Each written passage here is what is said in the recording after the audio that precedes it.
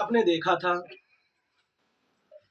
था हम लोग वर्णिका क्लास 10th का वर्णिका का मैंने पूरा फुल सिलेबस बताया। कुछ देर पहले मैंने अगले वीडियो में गद्य खंड का भी सिलेबस बताया। अब हम लोग क्लास 10th यानी गोधली, प्यारे बच्चों याद रखना, गोधली का हम लोग अब गद्य खंड काव्य खंड का सिलेबस देखेंगे। काव्य खंड का सिलेबस देखेंगे। काव्य खंड का मतलब होता है कविता। क्या होता है जी? कविता होता है। जैसे देखा काव्य खंड का मतलब मैंने बताया कविता। इसमें जो पहला चैप्टर है प्यारे मेरे बाबू, उसका नाम है राम नाम बीनू बिरथे जगी जन्मा। राम नाम बीनू बिरथे जगी जन्मा, याद रखना, बिरथे जगी जन्मा। ये हमारा पहला चैप्टर है काव्य खंड का। इसका लेखक ये देखो, राम नाम बिनु बिरथी जगी जन्मा, जो नर दुखे में दुख नहीं माने। याद रखना, ये चैप्टर हमारा है और इसका जो लेखक है वो कवि का नाम है गुरु नानक। देखा आपने, पहला चैप्टर है क्या? राम नाम बिनु बिरथे जगी जन्मा, यानी इस जग में जन्म लिए हो तो राम नाम का जाप करना होगा। यदि आप राम नाम का जाप नहीं करते हो तो आपका जीवन व्यर्थ माना जाएगा। जो नर दुख में दुख नहीं माने, यानी जो मनुष्य है वो किसी के दुख आ जाने पर दुख नहीं मानता है, किसी के दुख में आ जाने पर वो हंसता है। तो प्यारे बच्चों, उसका हमारा कवि है गुरु नानक। यानी इसके माध्यम से वो कुछ बताना चाहते हैं, लोगों को संदेश देना चाहते हैं। दूसरा चैप्टर है जी जिसका नाम है प्रेम आयनी श्री राधिका। याद रखना, प्रेम आयनी श्री राधिका, याद रखना, प्रेम आयनी श्री राधिका। करीर के कुंजन ऊपर वारो, करीर के कुंजन ऊपर वारो, करीर के कुंजन ऊपर वारो, समझ गए ना? करीर के कुंजन ऊपर वारो, इसका लेखक है कौन? तो रस खान है प्यारे बच्चे। और तीसरा है क्या? अति सुधो स्नेह को मार्ग है, अति सुधो स्नेह को मार्ग है, स्नेह को क्या है? मार्ग है, याद रखना, स्नेह को मार्ग है। मो अनसु बनही लय बरसे, मो अनसु बनही लय बरसे, मो अनसु लय बरसे, याद रखना। ये दोनों चैप्टर को मिलाओगे तो इसका लेखक है घनानंद। समझ में आ रहा है? घनानंद।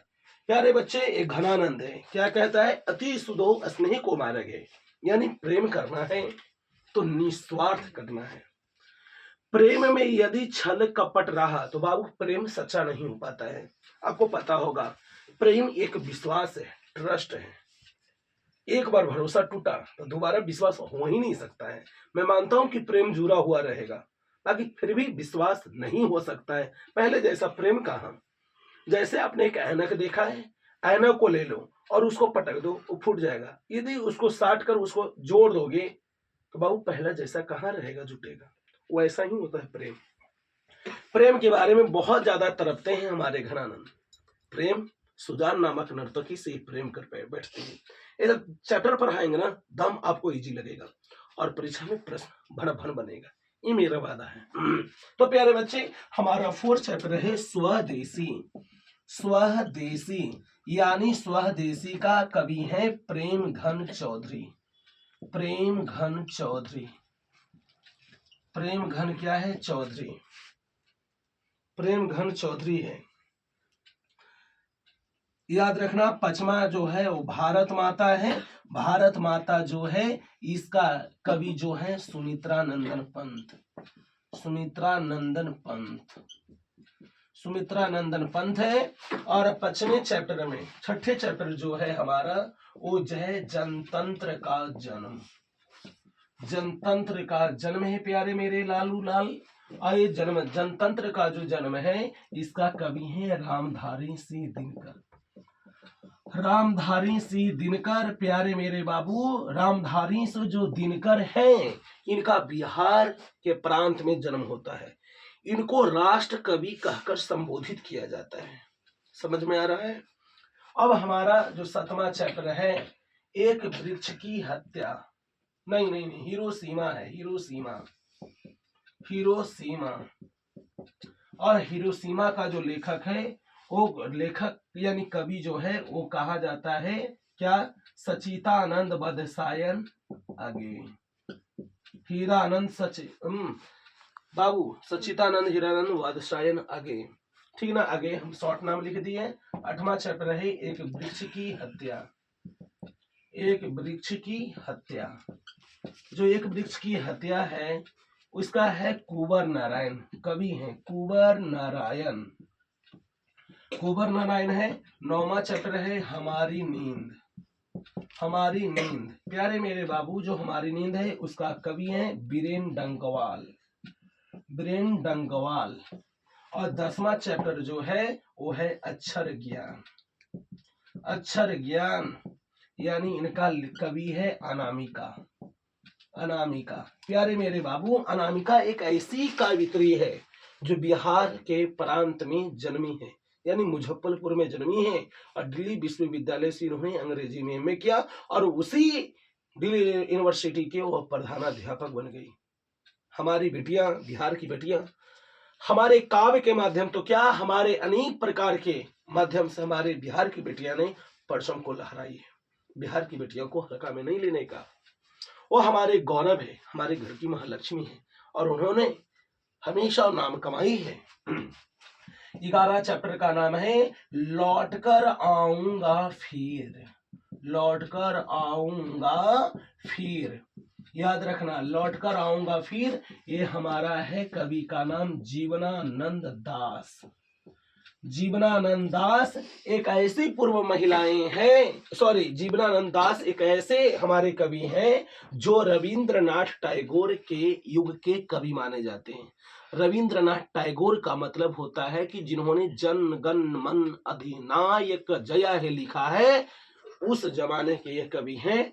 और जीवनानंद दास कहते हैं कि यदि मैं मर जाऊं तो मैं अपनी मातृभूमि बंगाल में जन्म लेना चाहता हूं, चाहे जैसे भी रूप में हूं। बाकी बंगाल, बंगाल यानी बंगाल मातृभूमि से हमारे जीवनानंद दास को बहुत ज्यादा प्रेम था। वो कहते मैं कुछ भी बन जाऊं, मुझे कौवा बना दो, उल्लू बना दो, हंस बना दो, सारस बना दो कुछ भी बना दो, बाकी मैं बंगाल में जन्म लूंगा। समझ गए? और 12 नंबर चैप्टर है मेरे बिना तुम प्रभु, मेरे बिना तुम प्रभु, यानी मेरे बिना तुम प्रभु। रेनर मारिया लड़के, रेनर मारिया रिलके, रिलके, इन्होंने लिखा है, कहा है कि मेरे बिना तुम प्रभु, हे प्रभु यदि मैं इस संसार में ना रहूं तो तेरा अस्तित्व क्या रहेगा? यदि मैं इस संसार में ना रहूं तो तेरा अस्तित्व क्या होगा? यदि मैं ना रहूंगा तो तुझे स्वागत कौन करेगा? तेरे भूष भेष भूषा रहन सहन कौन समझेगा? यदि मैं ना रहूं तो मैं, हे प्रभु, मैं तेरे पैरों का, तेरे चरणों का मैं पादुका हूं। पादुका का मतलब जूता पहनना, चप्पल पहनना, या लकड़ी का एक चट्टी बनाया जाता है जो चप्पल की तरह होता है। यदि मैं ना रहूं तो यदि तुम रोड पे चलोगे तो तुम्हारा पैरों में लहू लुहान हो जाएगा। लहू लुहान का मतलब खून बहने लगेगा, तुम्हारा पैरों में छाले पड़ जाएंगे। तो बता, यदि मैं ना रहूं तो तुम्हें कितना कष्ट उठाना पड़ेगा। इसके बारे में हमारे कवि रेनर मारिया रिल्के, जर्मनी के महान कवि हैं जो पूरे विश्व में परचम लहराया, उन्होंने हमारे कवि भगवान से प्रार्थना करता है कि हे भगवान, मैं मदरा हूं। मदरा का मतलब जलपात्र हूं मैं, और तुम उसमें रहने वाली मदरा हो। यदि कोई जलपात्र को छोड़ दे तो मिट्टी से नीचे गिरेगा, तो मिट्टी से टकराएगा तो चकनाचूर हो जाएगा और तुम बिखर जाओगे। इस संसार में प्रभु तुम नहीं वरा, मैं वरा हूं, मेरे से तुम्हारा नाम है। यदि मैं ना रहूंगा तो तेरा नाम कैसे रोशन होगा? इसके संदर्भ में हमारे कवि रेनर मारिया रिल्के बताते हैं। जितने भी मैंने लेखक इंट्रोडक्शन के माध्यम से बताया, चाहे वो बरनी क्लास 10th हिंदी में बर्णिका हो, गद्यखंड हो या काव्यखंड हो, इससे परीक्षा हॉल में प्रश्न पूछे जाएंगे, कोई भी संदेह नहीं है, याद रखेंगे। तो प्यारे बच्चे, यदि आप इतना तक हमारे वीडियो के समीप आ गए हैं तो आपसे एक उम्मीद हाथ जोड़कर मैं कहता हूं कि इस चैनल को सब्सक्राइब करिए, लाइक करिए और कमेंट करना ना भूलें। यदि प्यारे बच्चे जो चीज में, जो चैप्टर में आप वीडियो चाहते हो क्लास 10th के लिए, वो चैप्टर का नाम लिखो, कमेंट करो। मैं कोशिश करूंगा कि उस वीडियो को मैं बनाकर आप तक पहुंचाऊं। चैनल को सब्सक्राइब करिए ताकि मैं वीडियो डालूं तो आपके नोटिफिकेशन आपके फोन पे जाए और आप मेरे वीडियो को देखने में सहायता। आप यहां तक बने रहें, इसके लिए सदा सदा आभार। धन्यवाद प्यारे बच्चों। मिलते हैं अगले क्लास में।